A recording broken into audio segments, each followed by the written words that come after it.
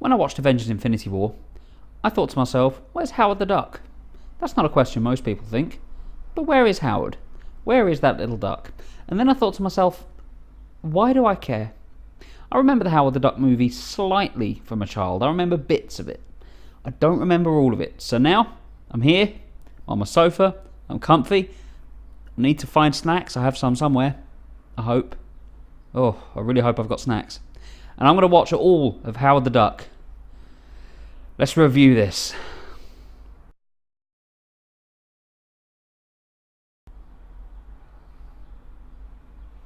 That was the stupidest idea I've had in quite some time. Put the bunny back in the box. Howard the Duck is an actual character for Marvel Comics and an actual character from the MCU thanks to his appearances in Guardians of the Galaxy. For those of you who aren't familiar with him and you may have thought, I wish we could have seen more of that random duck, he looked fun, I have a word of warning for you. Be careful what you wish for. If he becomes more prominent, the MCU could have its own Jar Jar Binks situation to deal with. We could have a Code Jar Jar. Howard burst onto the comic scene thanks to writer Steve Gerber and artist Val Mayrick. His first appearance was in Adventures into Fear issue 19, which I believe was early 70s, and the story revolves around the fact that he's a duck that is stuck on a human-filled Earth. From what I understand, my Howard the Duck knowledge isn't huge. I'm pleased that it's not. His stories are not meant to be ones that are taken overly seriously, and that's backed up by how Howard acts.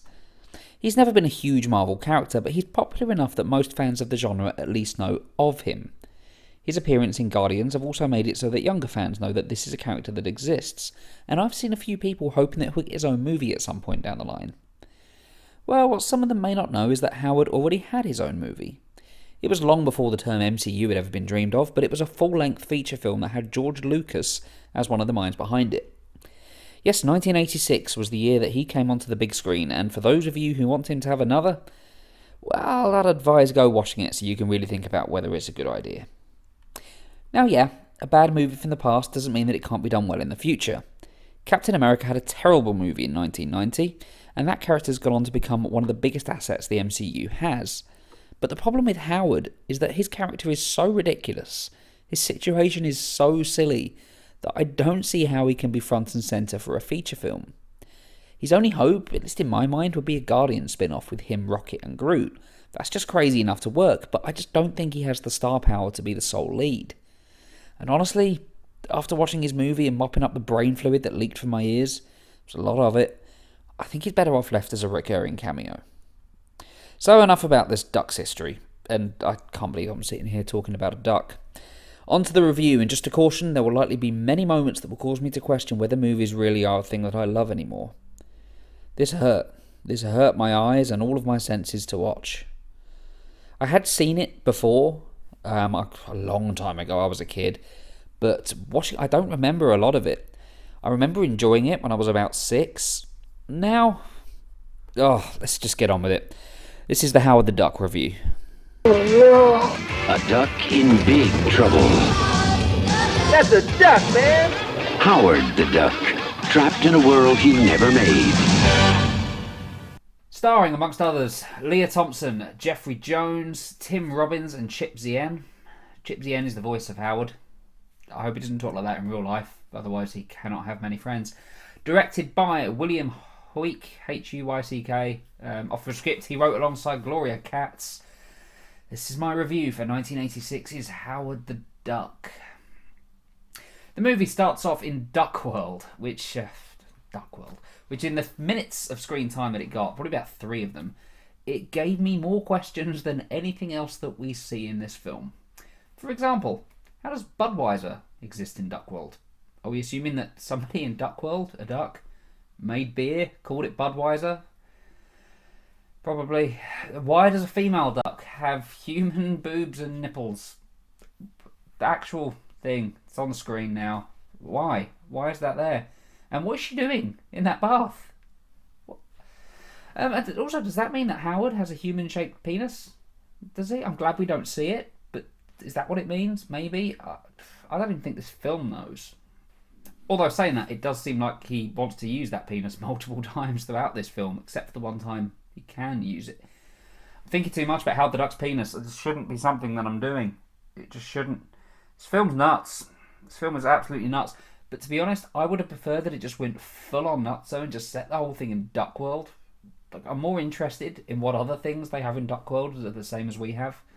And by the way, Duck World, like, I'm imagining this is the comic's fault, but what a lazy name for a planet. Duck World.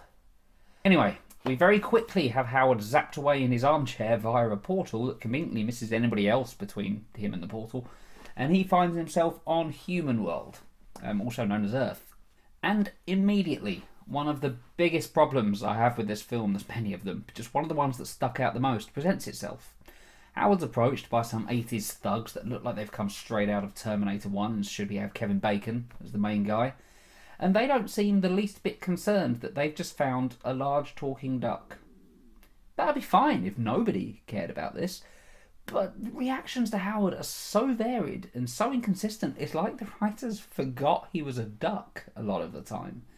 You know, some people run away screaming, some don't notice at all. Some think that he's a kid in a costume. There's just no consistency to how people see and view this bloody duck. But you have the main characters who just very quickly accept it. I mean, yeah, there's a little bit of shock at what is going on. I mean, he's a talking duck, but it would take me at least a few hours, I think, to get over the novelty of a duck that talks and wears clothes. And speaking of being more alarmed by things, why isn't Howard more freaked out by the fact that he's just been transported across the cosmos? He should be horrified right now, but it's like he's just fallen asleep on a bus and woken up in a town that he's not familiar with. He flew through space, for crying out loud. He was screaming the whole way that he went. He should be crying in terror for days and just locked in some kind of duck fetal position. And yet, he just doesn't seem all that fussed about it. We also don't get much in terms of why he wants to go home, other than the fact that it's his home. What's there for him? Like, who's there for him? Like, the main character is such a flimsy piece of cardboard that there's literally no reason to invest in him. That might be fine if he was likeable and fun to be around, but God, he isn't. He isn't at all. I can say with no guilt that Howard the Duck is a dick. Not only is he annoying, and he's very, very annoying, but he's also borderline alcoholic sex pest that has no issues with grabbing women and ensuring that he wouldn't stand a chance living in today's world in a post-Me Too society. No chance at all. It's disturbing, the kind of things he does. It just makes me feel uncomfortable seeing Howard, seeing a duck reach out and pull on a woman's skirt. Ugh. Not only do I not care whether this thing gets home, I really don't care whether he makes it out of the film alive, and there are times where I kind of wish that he wouldn't. Sadly, nobody in this horrible mess comes out of it with any dignity. Leah Thompson made a huge error of judgment here. She plays Beverly, and she went from the heights of Back to the Future the year before to this pile of crap.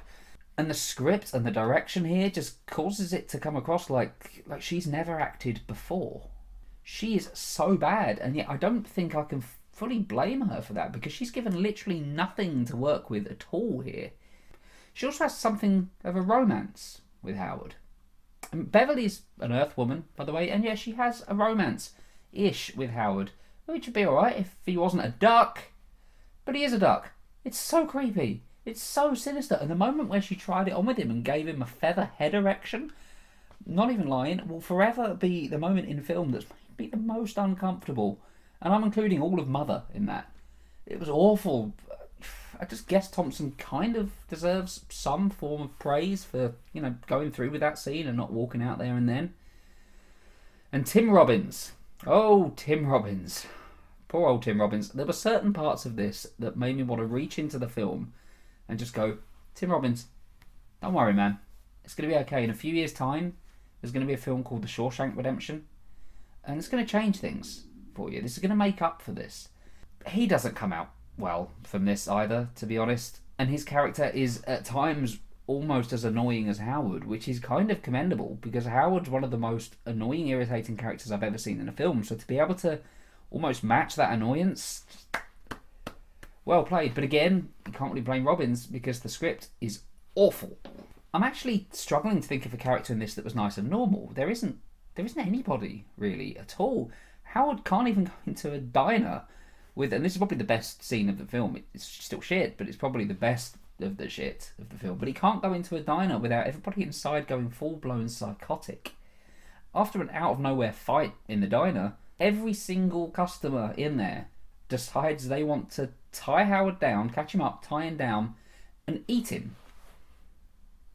Yeah, he's a duck, but he's a large duck that's speaking to them. He's a talking duck. He's a sentient being. But yet they still go after him like some kind of angry mob. And I don't know anybody that would be flat out on board to just kill this talking duck. Like in my own personal life, I don't know anybody who would be too busy going, "There's a talking duck." But these guys just want to flat up butcher him to the point where he's tied down onto the table and they're actually sprinkling him with seasoning. It's just, it's so weird. In fact, this scene is just perfect for showing what a mess this film is. And duck murder aside, when the Dark Overlord of the Universe shows up, that's his name, by the way, the Dark Overlord of the Universe, and he starts zapping people with electricity, nobody's freaking out in this restaurant. This is still in the diner, there's still lots of customers here, and nobody, like, people are getting hurt, yeah, but nobody's going, "What the hell, this guy is shooting us with electricity." They just try and fight back as if he's just a regular dude who's had too much to drink. This movie is just full of people that don't act like people in any way, and by this point in the runtime I was exhausted by it. And speaking of the villain, Mr. Overlord of the Universe is awful, by the way, absolutely awful. They really thought that the best way to show how dangerous this villain was to show him blowing up condiments. Yeah, he blows up a bottle of mustard and a bottle of ketchup. And also the voice they chose for him. This film. There's also so many moments that are just dumb and insulting. The stupidity level is just so high in this. I mean, take the last act, where we have the longest and most boring chase sequence I've ever seen in a film. Howard the Duck and Tim Robbins, can't even remember his name, are flying a light aircraft to escape from the police who are chasing them. It all goes so slowly that they're never more than 5 seconds away from capture at any given time.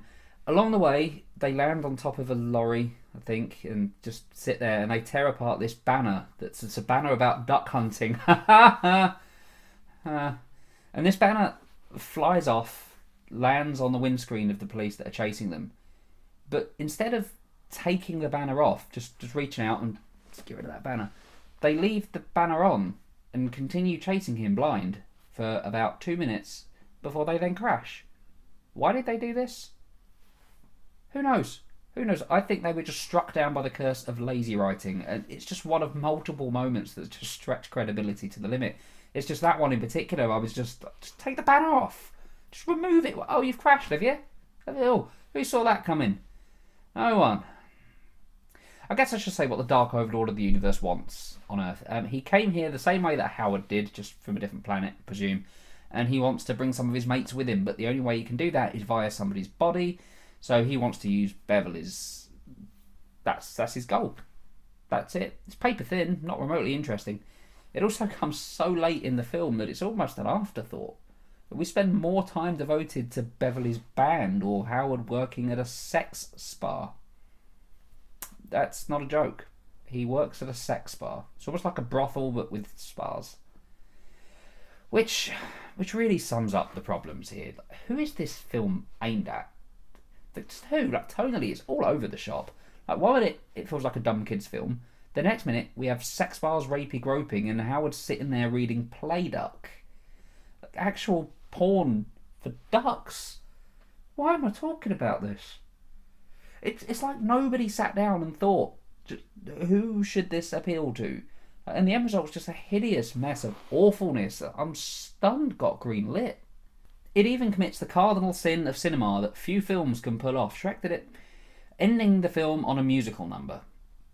Yet Howard doesn't return home at all. Instead, he's forced to stay on Earth and star in sequels that mercifully never happened. We can take that away from this. There was never a Howard the Duck 2. He becomes the manager of Beverly's band because he just does. He just does. He becomes a band manager. He then joins her on stage for a guitar solo because apparently he knows how to play the guitar.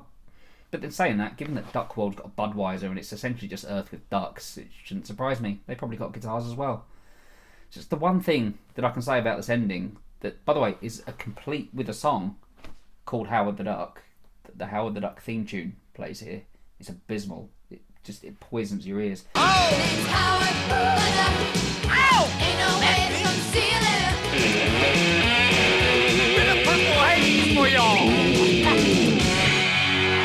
But at least it meant it was over. That's the only good thing that I could take from that scene, is that it was done. This is genuinely as bad as people say, and how it's garnered a cult following over the years is beyond me. Something like, I'd say Firefly, for example, which has gained a cult following because it wasn't very much watched at the time, but it's very, very good. Howard the Duck's not. Howard the Duck is just bad. There's no redeeming features here at all. Howard looks awful, and he has no facial expressions at all.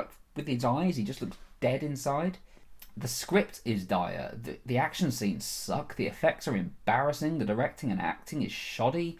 It doesn't have anything about it that even makes it so bad that it's good. It can't even claim that. It's just flat out bad. We're talking bottom of the barrel stuff here, and I'm slightly ashamed and I feel a little dirty that I took 2 hours out of my life to watch it. I urge you, do not make the same mistake that I did. This is a public service announcement. If you've never seen Howard the Duck, don't do it. It's not one of those for, it's just like it's going to be really bad, can't wait for this. It's just awful in every single possible way. Please don't watch it. I'm going to give Howard the Duck, non-surprisingly, a 1 out of 10. I think it'll be really rare that I give a 1. Normally I can find certain things in a film that I can go, well, it had that. This doesn't have any of it at all. Have you had the misfortune of seeing Howard the Duck? Do you actually like it? If you do, let me know. Just because I hate it doesn't mean everybody else has to. Are there any other terrible comic book movies out there you'd like me to review? I don't know why I'm asking this question, actually. They can't be this bad. Nothing can be as bad as this, surely. Let me know in the comments, or you can get in touch with me on Twitter at JoePJulians. If you like this video, it'd be great if you could click like. It would just help me out. Subscribe too would be awesome as well, and I would appreciate both of those things. If you're on the Stardust app, I'm on there as well. My username on there is just JoeJulians, all one word. I tend to talk a lot about TV in there, but there's some film things. So yeah, worth following if you like what you see here. And yeah, thank you for watching. Look out for the next Movies at 20 review, which will be coming on Friday, and I will see you for my next video. Just going to go and watch something good now. Something that doesn't star a duck. Anything. I just need to wash this from my brain.